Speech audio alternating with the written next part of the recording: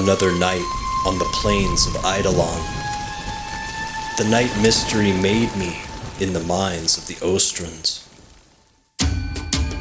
The Ostrans, the people of Cetus, nourished by an ancient Orican tower. I turned up at the thriving trade town after my tenure with the Arbiters of Hexus. Taking time after years of service, I spent my nights in sport with other visiting Tenno, hunting and capturing the Eidolons, the great ghostly beasts that haunt the plains just outside the town's walls. But after a few months, I discovered a domestic life was just as helpful to the Ostrans. My nights on the plains brightened into days of fishing and mining, a relaxing routine I had never known. But as the moth seeks the flame, trouble came calling.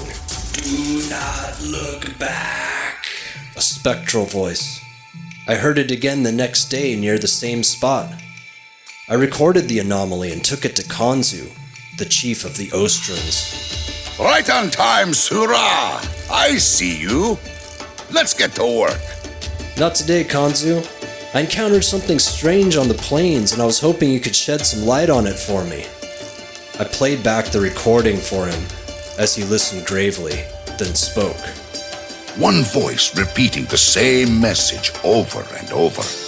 Do not look back. My uncle's voice. Kanzu immediately sent out search parties. He explained his uncle lived as a hermit on the plains, coming into town only a few times a year. He asked me to continue my investigation into this phantasm of his uncle's voice, and as a friend to the Ostrans, I took the case to heart.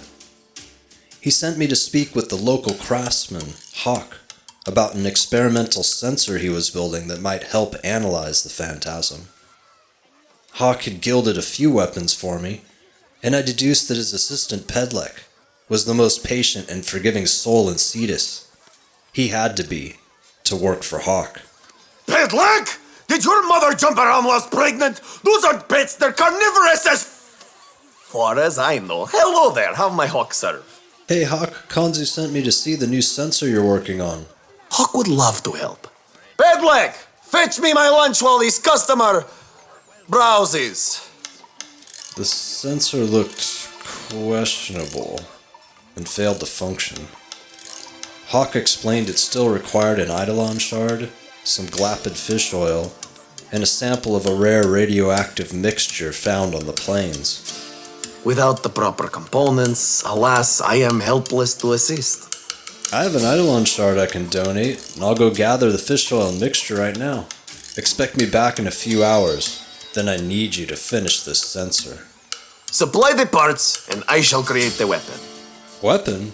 I thought this was a sensor. He explained that with a few wires crossed, the sensor might emit a repulsor beacon with the ability to discourage an Eidolon from staying within earshot of its signal.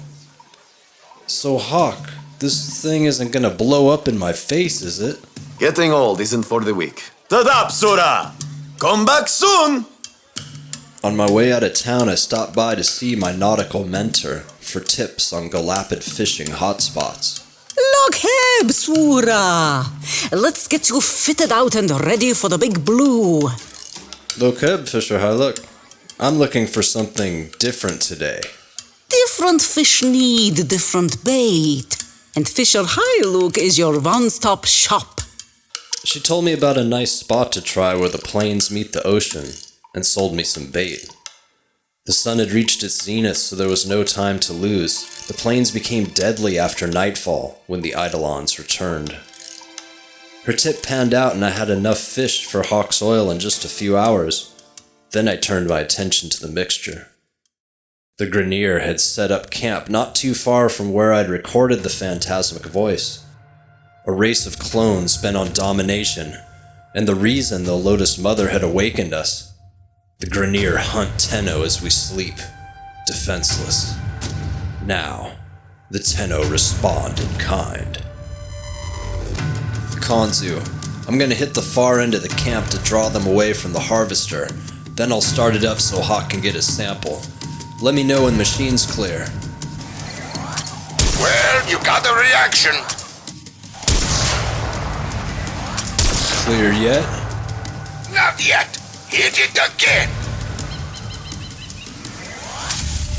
The Grineer were refining the radioactive mixture for their new weapons. Lucky for me, because harvesting the stuff ain't easy. Kanzu shouted to prepare for incoming squadrons, but preparation was yesterday. I'm the hunter here.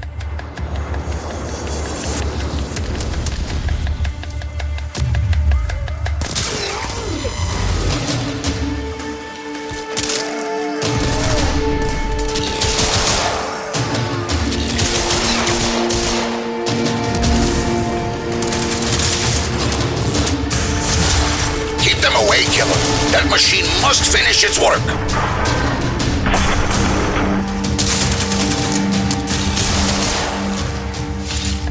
I retrieved the disgusting mixture when the machine finally finished. Hi-ho! My eyebrows are singeing just looking at that stuff. Quite a sight, Dino. Well done. I headed back to town by way of the mysterious phantasm. I was surprised to find a shrine erected there with masks the Ostrans used to honor the Tenno. 3 of them. I had passed by the mask vendor in Cetus before, but had never met the woman. If anyone could help me pull the curtain on this clue, it was her. Looks like it's time for an introduction, but first, I had to get these components back to Hawk. Ah, you're still alive! I'm so happy. Let's see what you've got. Now this is something special, a rare catch. Allow me to help with that. Okay, Hawk, here are your components. They shall work wonderfully together. He said to come back in 3 hours and it would be ready. Now, about those masks. Svazdola! How about a rug or carpet for your fine star vessel?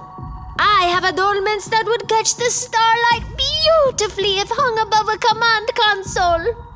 Your masterwork is impressive, but today what I need is information. Free advice with or without purchase, Sura. I'm here to help. I told her about the Shrine of 3 Masks. She said it was a memorial, probably by a group of young Ostran who frequent the plains. When I asked how to find them, she said they would be running tonight. Running what? The Eidolons, beautiful creatures of the night, graceful in their own way. She explained that thrill seekers would sometimes try to run near Eidolons to gain sort of a spiritual power. When you've made peace with the world, then everything becomes a game, friend. This place will teach you that. Looks like it's back to the plains tonight. If those kids get themselves killed, I may never find out what happened to Kanzu's uncle. Still an hour till Hawk is ready. I stopped in to see Sumbat, the old man who ran the mining game in Cetus. Hey kid, tell me something good. I told him about the investigation and the Eidolon run. Little advice. Every kid thinks they're tough till they're trying to outrun an Eidolon. Be smart. Failure is the greatest teacher. Well, it's about time I got back to Hawk. See you later, Sumbat. Good luck out there. Watch for Kubrau.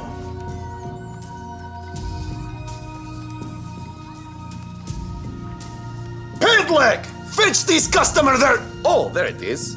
Another day, another masterwork. Not too shabby. Pedleg helped with some of the smaller touches, so my apologies if it falls apart in your hands.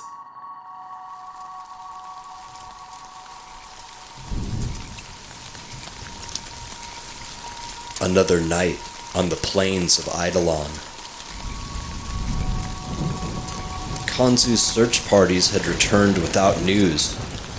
Lucky for me, finding the Ostrans out here would be easy. The Eidolon's roar could be heard from across the plains. I installed the sensor into an Eidolon lure and set out to find the ghostly giant. That didn't take long. They're going to get themselves killed. By the time I got there, 2 of the Ostrins had fallen back and were yelling at the third to break off.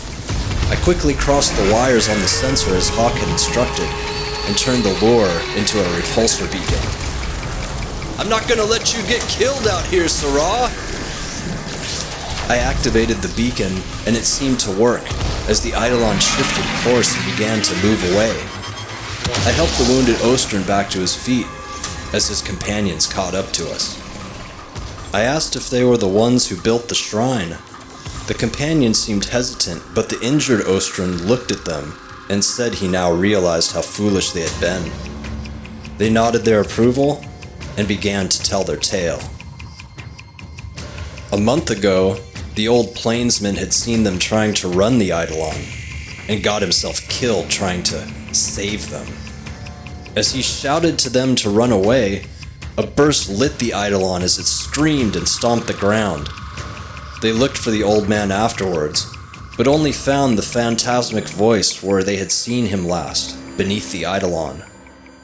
His etheric scream to run and do not look back was somehow imprinted timelessly onto the plains. They decided to keep quiet, as they felt faultless and feared a negative response from the Clade elders.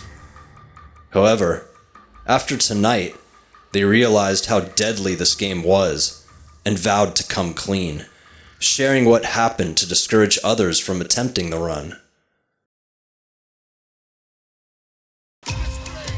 Kanzu bore the news well, and wondered aloud if we would ever know what caused this burst of light that embedded his uncle's voice into the land. He offered me gratitude for solving the mystery of the phantasm, and a place of honor as kin to the Ostrin of Cetus.